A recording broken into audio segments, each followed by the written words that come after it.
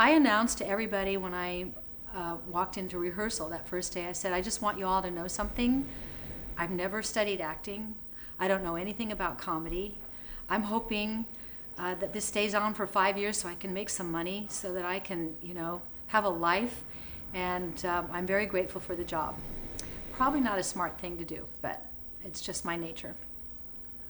So as the show became so popular, and I became so popular, and then I think it was in year 3, I was nominated for an Emmy and nominated for a Golden Globe, and I don't know if I can't remember, because I've won a couple of these things. I can't remember when I won or when I was nominated. But anyway, it started creating on this happy set a resentment that here's this one who said no acting, and she's the one pulling in the awards and getting all the magazine covers. And it's just the way it is in our business.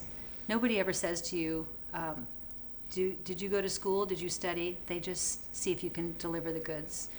And I had an incredible teacher, and his name was John Ritter, that I studied like a sponge. I've never seen anybody as good as John Ritter up close and in the flesh, and he made me so good. And I learned my timing from him, and I was also mentored by one of the producers. His name was Mickey Ross, who took me under his wing from that very first day. And he worked with me the way, in My Fair Lady, Professor Higgins worked with Eliza Doolittle. I was doing the rain in Spain. And he's an old vaudevillian, and it was quite, it was like the coach and the athlete. I'd do a scene, I'd look over at him to see, and he'd go, and he'd bring me over. It wasn't good. He'd take me in a hustle, and he'd say, you're pushing too hard, and back off, and so for 2 years he did this.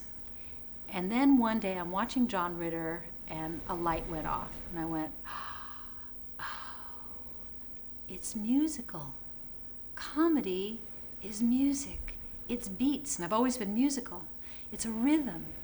It's set up beat. It has a natural flow, natural order. As soon as I heard that in my head, and I can see it from when I watched the first 2 years, I really didn't know what I was doing. Something snapped at the end of the second year, and then from the next years, it was fully developed.